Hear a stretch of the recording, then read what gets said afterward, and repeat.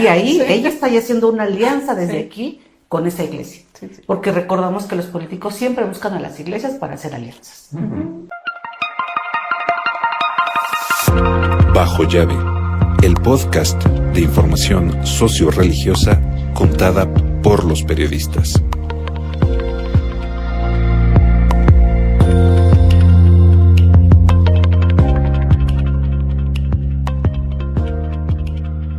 Hola, ¿qué tal? Saludos a todos, bienvenidos a su podcast Bajo Llave, en donde analizamos, pues, desde la mirada periodística, todo el contexto religioso y social en nuestro país. Los saluda Juan Pablo Reyes. Los saluda Lilian Reyes, también analizamos el contexto en el mundo.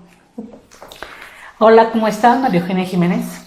Y Felipe Monroy. Pues hoy, ¿de qué vamos a platicar, Pablo? Y precisamente el día de hoy tenemos preparado este episodio relacionado con una problemática muy curiosa que incluso escaló ante los tribunales federales de nuestro país.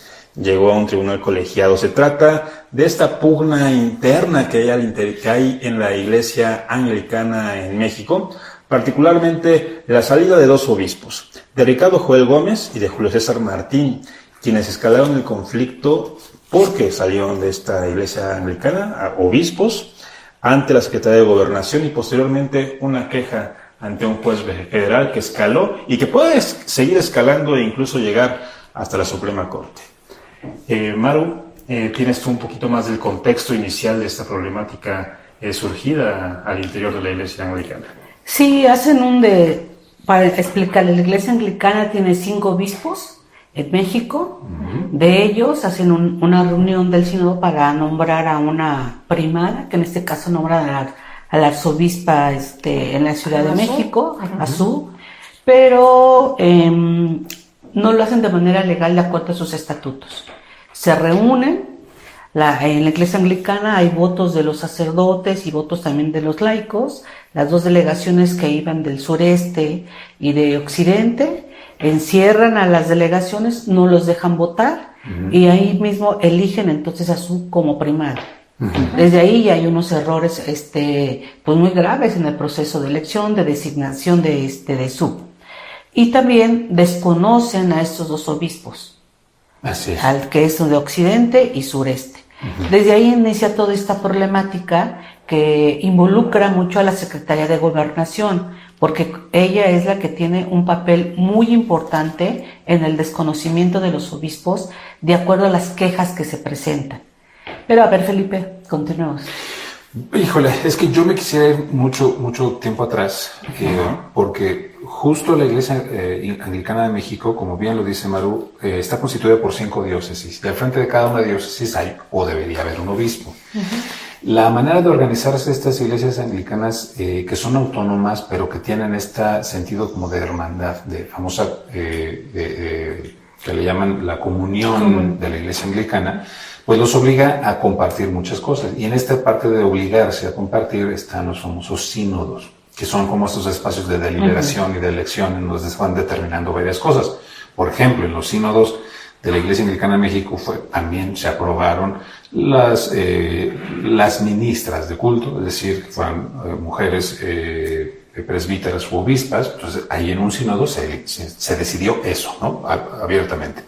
Se decide también los nombramientos a veces de los obispos, y es donde también este proceso involucra a las comunidades, no solamente a las jerarquías, sino también a ras de suelo, a los feligreses y a los ministros de culto, a los sacerdotes, a que elijan a sus pastores. Bueno, el drama que sucede en torno a este sínodo es porque aparentemente se realiza de manera fuera de los estatutos, como dice Maru. La pregunta aquí es, obviamente para una parte de ellos, para 2 de estos miembros líderes de las diócesis de Occidente y de Sureste, para ellos el procedimiento fue irregular, pero para los otros 3 no. Y ahí es donde entra realmente el problema. O sea, para los obispos, Alba Salizú, Hernández García, de México, para Enrique Treviño Cruz, de Cuernavaca, y para Óscar Gerardo Pulido García, el proceso fue correcto.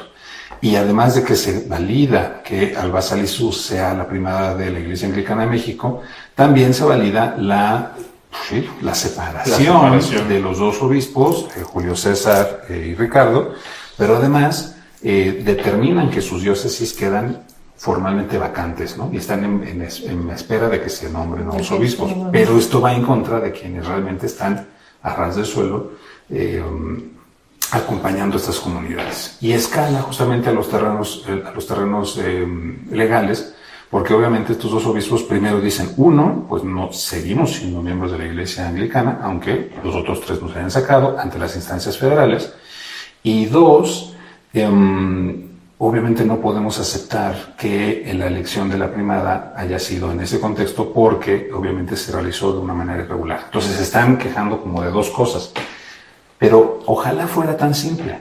Detrás de esto es que aparentemente, y según la validación que le da Alba Salizu, Enrique Treviño y Oscar Gerardo, por cierto, Treviño era el primado antes de Alba Salizu, ellos acusan a Julio César y a Ricardo de casi lo mismo, de ser ladrones. Y los acusan de haberse robado cada uno alrededor de 1 millón de divisas, a veces dicen pesos, a veces dicen dólares, de haber cometido actos ilícitos en contra de la Iglesia Anglicana y también de estar prófugos de la justicia. Tal cual previa de confianza. Pues no solamente previa. Pero es diferente, y las acusaciones... porque son acusaciones que son delitos, pero que no son probadas. Es muy difícil. O sea, eso es lo que llama la atención de este caso, que el manejo se ha dado por parte de tanto de los disidentes como de los que hicieron mal el sínodo, que organizaron mal el sínodo, se ha dado en redes sociales. Porque suben comunicados unos y otros. Las acusaciones en contra de estos dos obispos disidentes van en ese tono, pero nunca señalan si son $1 millón, $1 millón de pesos. Pero la verdad es que $1 millón no lo tiene toda la Iglesia Anglicana en México, esos ¿no? vehículos, ¿no? Y además vehículos que están a nombre de las asociaciones religiosas, a nombres de los templos, no a nombres de los obispos. Este es un grave problema, porque son delitos, pero no presentan pruebas. O denuncias. ¿Por qué no lo hacen? O sea, todos lo están haciendo mediáticamente, pero aquí los más afectados son los fieles. Exacto. Y aquí hay que ver también el papel que está jugando la Secretaría de Gobernación, ¿no? Que pues es la encargada de pues verlo, pero digamos en la ley de los hombres, el actuar de la Iglesia y regular toda esta parte de cómo se conduce la Iglesia. Entonces, lo platicábamos aquí en otras ocasiones, el registro de los ministros de culto, ¿cuántas veces no hay hasta muertos registrados y a nadie lo dan de baja, ¿no? Y en este caso sí se actuó inmediatamente, ¿no? Sí se les dio de baja de forma inmediata, por una cuestión como política, ¿no? Pues por una solicitud de la Iglesia Anglicana. Aunque los obispos ya habían entregado, los dos obispos ya habían entregado, previo a la queja de Treviño ante asuntos religiosos de gobernación, ya habían entregado también ellos una queja. Así es. Este obispo Ricardo y Julio César habían entregado ya una queja en contra de Treviño, por ejemplo, que era el primado, ¿no? Pero gobernación hizo caso omiso.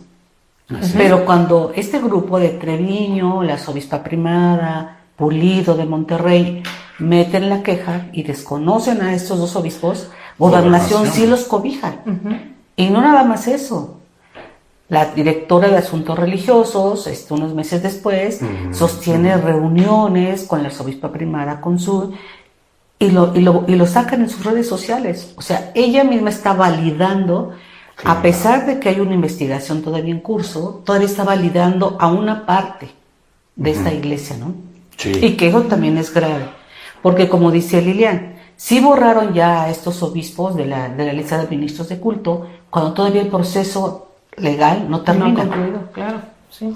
Pero es lo complicado, y ahí no sé, yo creo que Juan Pablo nos puede explicar más, porque entiendo que los obispos, o sea, defenestrados primero al interior de su propia iglesia, reclaman a gobernación unos derechos. Pero lo reclaman bajo el título de ser obispos. Sin embargo, para las autoridades federales ellos ya no lo son. Obispos y representantes legales. Exactamente. Entonces, es como reclamar una cosa que ya no eres, pero desde una potestad que dices que sí tienes. Sí, incluso ante la negativa de la Secretaría de Gobernación de hacerle caso a estos obispos, se presentaron una serie de documentos. Y tanto Ricardo Joel Gómez como Julio César Martín presentan una demanda de amparo ante un juzgado federal, alegando omisiones por parte de la Secretaría de Gobernación y la salida, la expulsión del registro de ministros de culto, que es una de las pugnas principales. Pero, precisamente, como ya no, pues formalmente ya no son ministros de culto, sí. El juez dice, no, pues no tienen vela en el entierro en este juicio, y es lo que les ha implicado una serie de trabas. Presentaron, el juez comenzó por darle la razón, muy al inicio del juicio, iniciado en 2024, todavía sigue vigente el litigio, comenzó por darle la razón.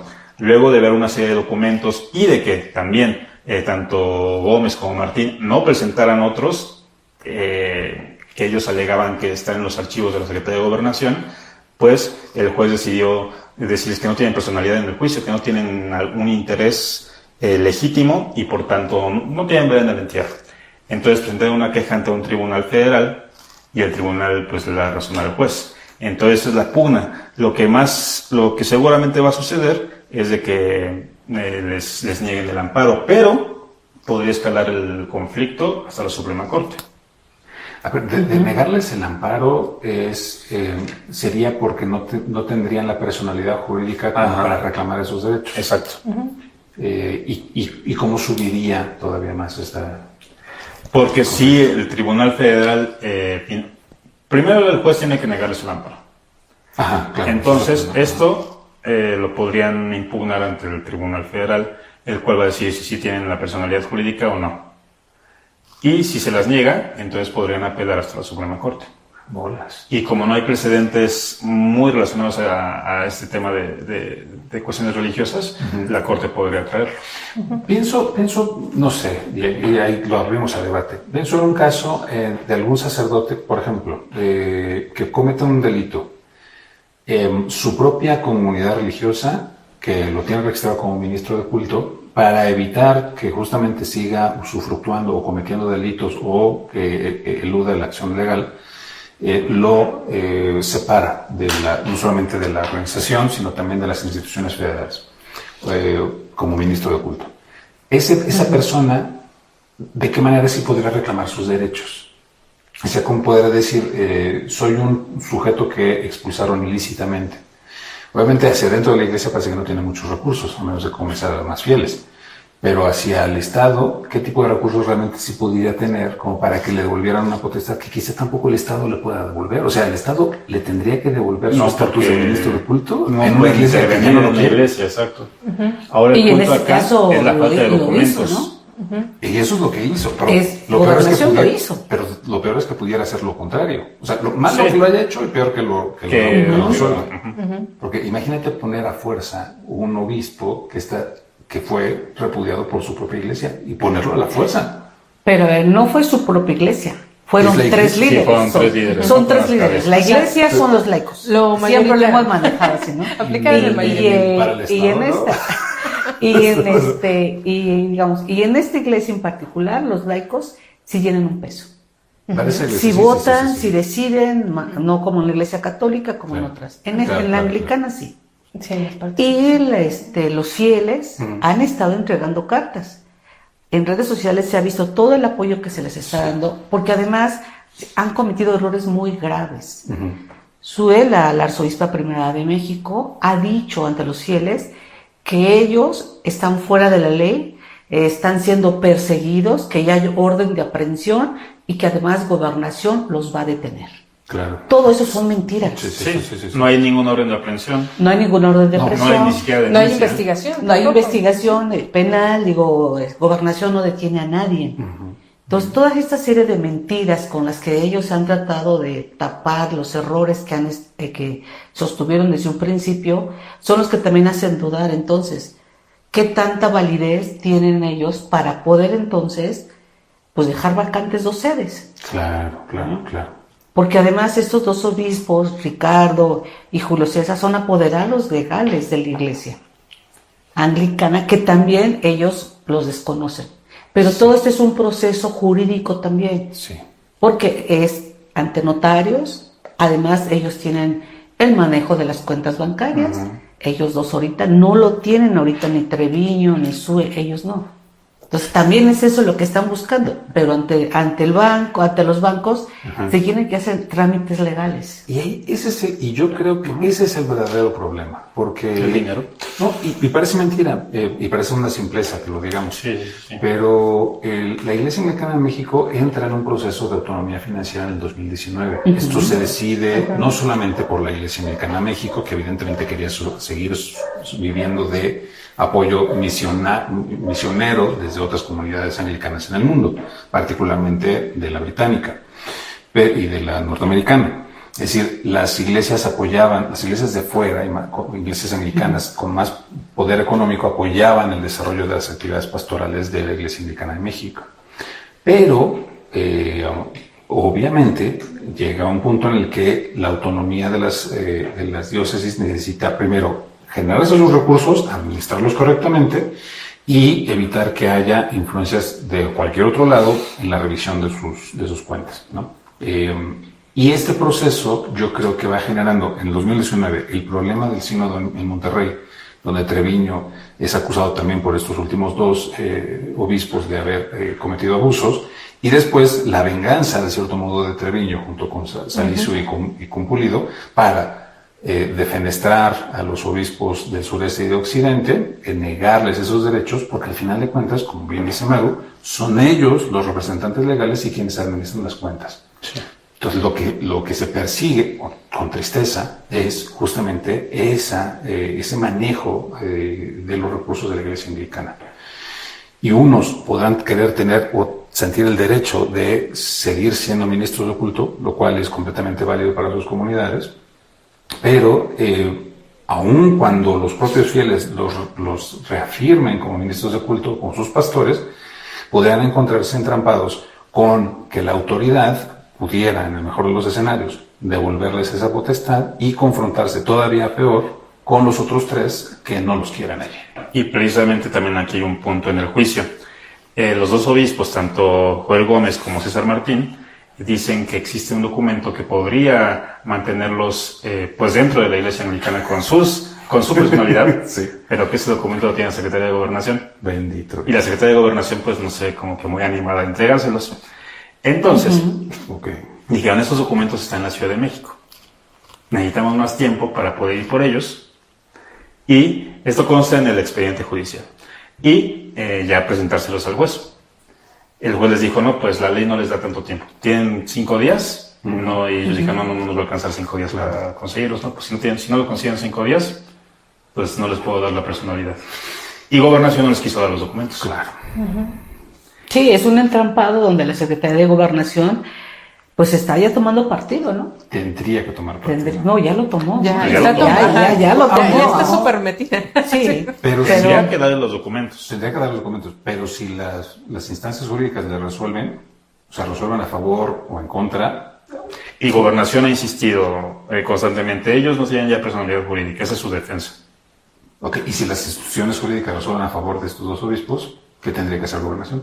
Darle los documentos y entonces eso les garantizaría su permanencia en la Iglesia Anglicana. Aunque los otros tres no los quieran. Aunque los otros no los quieran. Ese es el asunto. Ese es el asunto, sí. Como una organización, digamos, que tiene potestades divinas, se junta con las leyes del hombre, ¿no? Pero ya llevan 2 años con este juicio.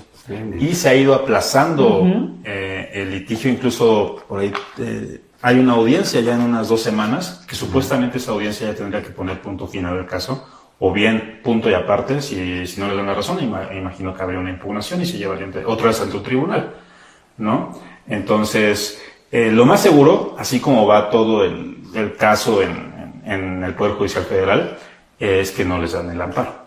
Yeah. Y por tanto se mantengan fuera de la... Y se mantengan con otros recursos, ¿no? Claro, exacto. Porque también aquí hay otro tema importante, los inmuebles.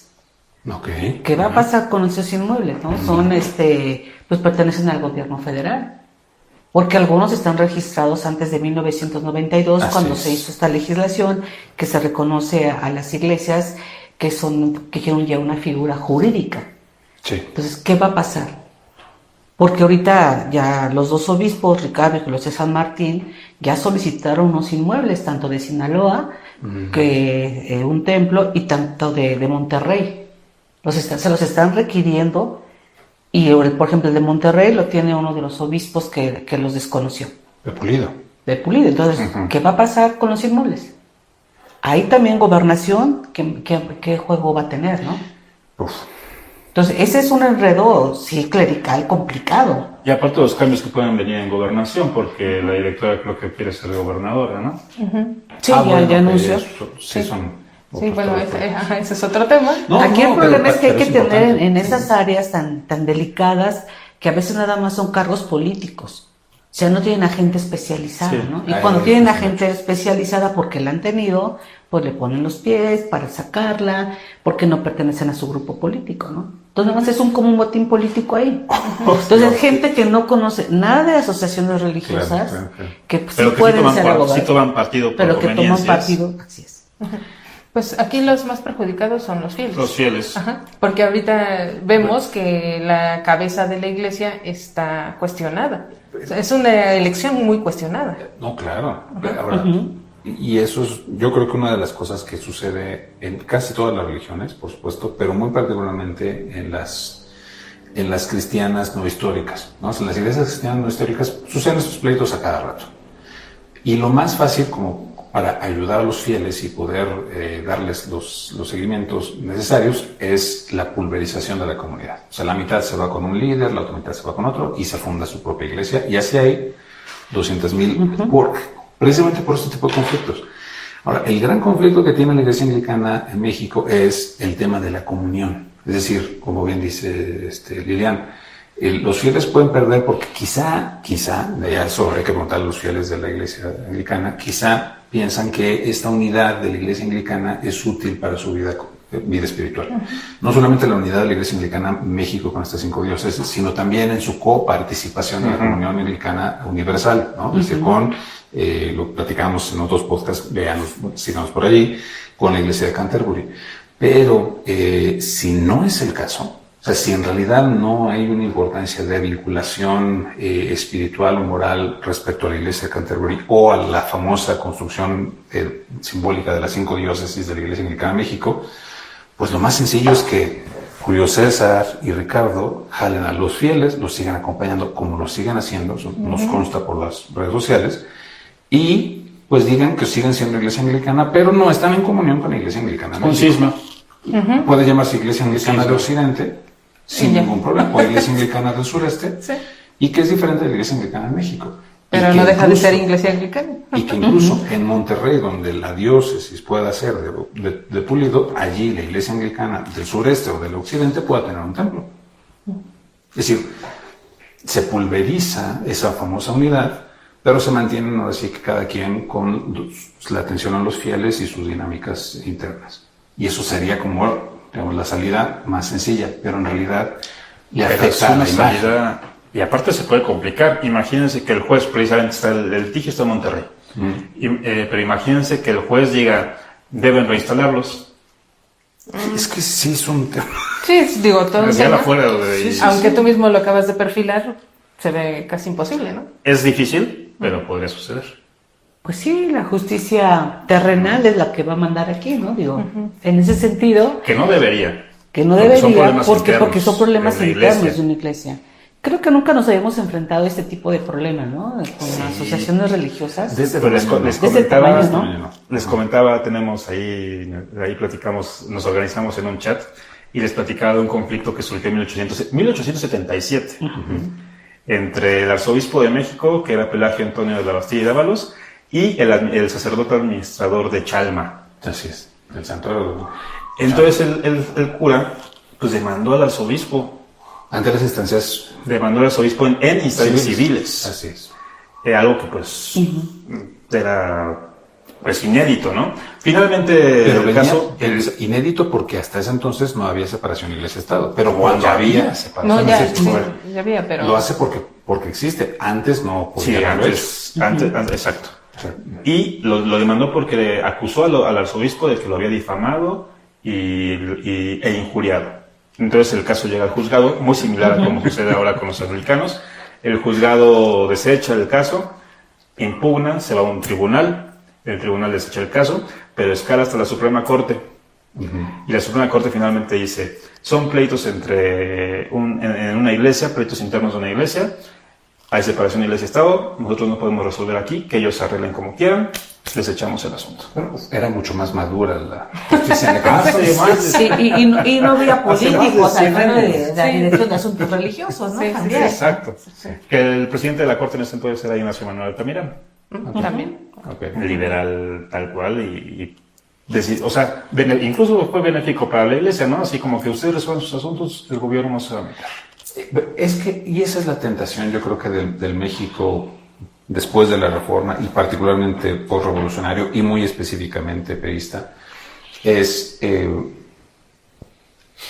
figurar que el Estado es como un papá al cual no solamente le pedimos permiso de una u otra cosa, sino que nos garantiza las libertades o los derechos de una u otra manera.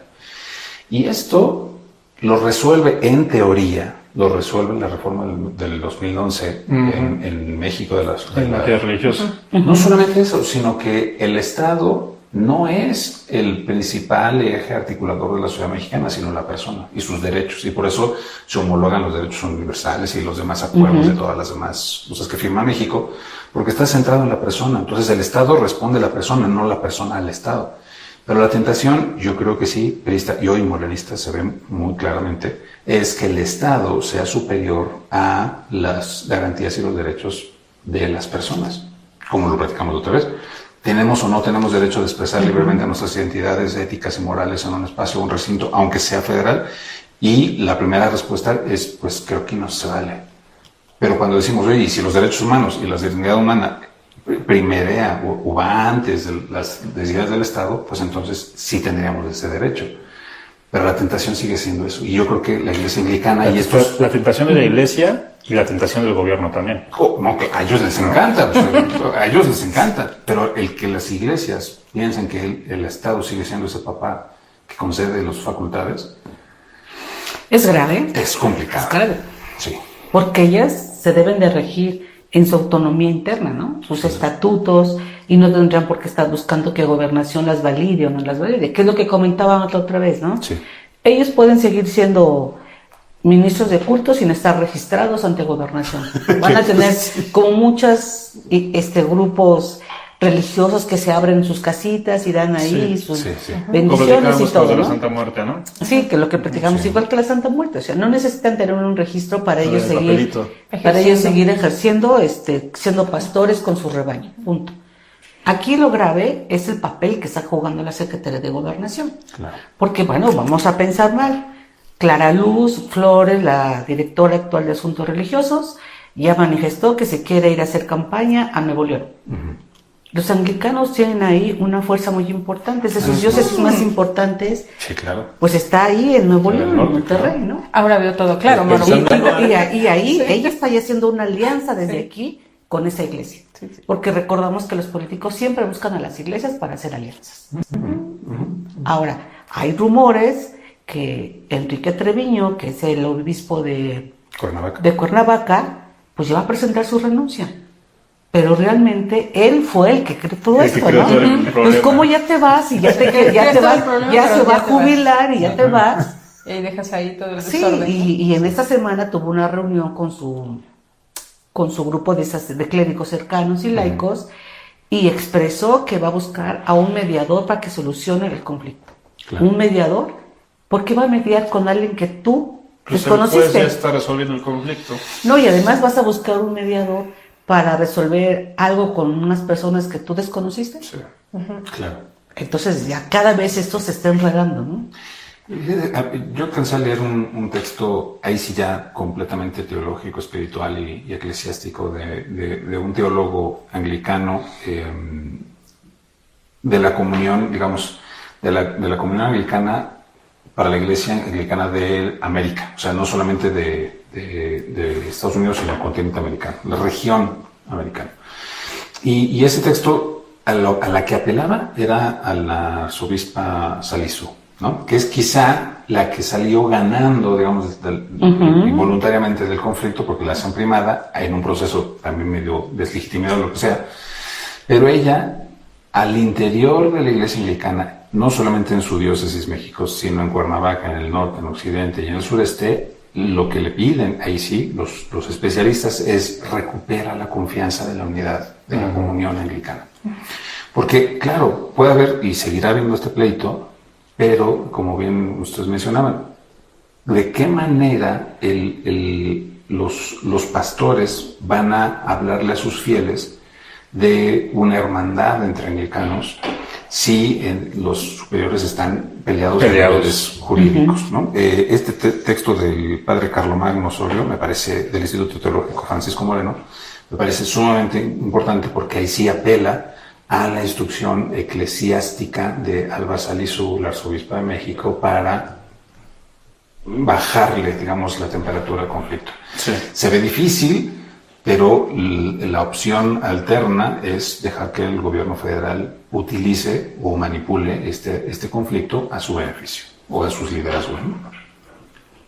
Sí, está difícil sobre todo cuando a lo mejor la arzobispa primada no tiene a lo mejor el conocimiento legal o no está siendo bien asesorada. Cuando ella dice que van a ir atrás de ellos, que hay órdenes de aprehensión, que Gobernación los va a meter a la cárcel. O sea, digo, eso Habla de un desconocimiento total de este proceso, ¿no? Sí. Entonces, al parecer, ella o no está bien informada o ella no está manejando esa situación. Entonces, ¿cómo van a apelar a una persona con tal nivel de desconocimiento, ¿no? Sí, bueno, pero... Sí, ese es el consejo. ¿Tiene más conocimiento Joel Gómez y Julio César Martín? ¿Tienen más conocimiento de las leyes que la arzobispa Su, ¿no? O al menos la utilizan de una manera más pragmática en ese terreno. Sí, aquí el que yo considero que ha estado operando todo es Enrique Treviño, el de Cuernavaca, ¿no? Sí. Que es el de más antigüedad, el que tiene más contacto con los políticos, por ser ya un obispo de mayor edad, que participa en reuniones ecuménicas, en todo esto, ¿no? Claro. Entonces, yo creo que él es el operador de todo esto, ¿no? Pues muy bien, no sé. Pues creo que... ¿Qué agregar? Pues creo que las conclusiones de cada uno, creo que todos coincidimos en que los más afectados en esta pugna que ya lleva algunos años, desde 2022, pues son los feligreses, los fieles, y pues que está en los albores o ya se está en medio de un cisma interno en México de la Iglesia Anglicana en nuestro país, ¿no? Conclusiones.